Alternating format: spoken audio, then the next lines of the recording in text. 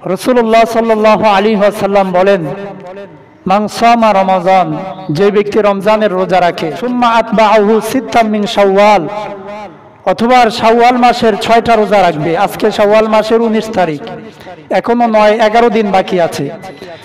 তো যে ব্যক্তি শাওয়াল মাসের আরো 6টা রোজা রাখবে, রাসূলুল্লাহ সাল্লাল্লাহু আলাইহি ওয়াসাল্লাম বলেন, কানা কাসিয়ামিদ দাহার, ওই ব্যক্তি কেমন যেন সারা বছর রোজা রাখলো, এমন সওয়াব আল্লাহ তাআলা তার আমলনামায় দান করে দিবে। তো কেমনে এই সওয়াব দিবে আল্লাহ রাব্বুল আলামিন? মুহাদ্দিসিনে কেরাম বলেন,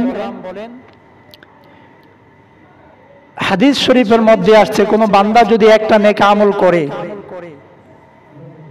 আল্লাহ রাব্বুল আলামিন ওই বান্দার আমলনামায় একটা নেক কাজ করার কারণে কম পক্ষে 10টা নেকি দান করে। সুবহানাল্লাহ। কয়টা নেকি দান করে? 10টা। একেবারে সর্বনিম্ন আমাদের ডান কাঁধে যে ফেরেশতা থাকে, এই ফেরেশতার কলমে 9-এর নিচে কোনো সংখ্যা নাই। সুবহানাল্লাহ পড়েন। অর্থাৎ আপনি 1 টাকা দান করলেও আপনাকে 10 টাকার সওয়াব এই ফেরেশতা লিখে দিতে বাধ্য। এটা আল্লাহর নির্দেশ। একটা নেক আমল করলে কমপক্ষে 10টা নেক আমলের পরিমাণ সওয়াব আল্লাহ তাআলা দান করে দেয়। সুবহানাল্লাহ। তো আপনারা মোটামুটি অঙ্ক সবাই বুঝেন। এই যে 36কে যদি পূরণ দেওয়া হয় 10 দিয়ে, 36 পূরণ 10 সমান সমান 360।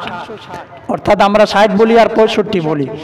360 দিন ব্যাপী আপনি রোজা রাখার পরে যেই পরিমাণ সওয়াব হতো, আপনি যদি রমজান মাসে রোজা রাখার পরে রমজানের পরে আর মাত্র 6টা রোজা রাখেন, তাহলে আল্লাহ রাব্বুল আলামিন পুরো বছর রোজা রাখার সওয়াব আপনার আমলনামায় দান করে দিবে। সুবহানাল্লাহ। তো এই রোজা রাখার নিয়ম কি? সংক্ষিপ্তভাবে নফল রোজা বা সুন্নাত রোজার নিয়ত করা। রোজা রাখার আলাদা কোনো নিয়ত নাই। এই যে উঠলাম, আল্লাহ শাওয়াল মাসের 6 রোজার নিয়ত করলাম, ব্যাস। চাইলে নিয়মিত রাখতে পারেন ধারাবাহিকভাবে, চাইলে 2 দিন 3 দিন পর পর একটা রোজা রাখতে পারেন, এতে কোনো সমস্যা হবে না।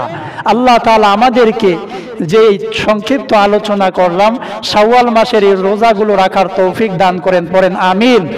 আজকে শাওয়াল মাসের 19 তারিখ, এখনো 11 দিন বাকি আছে।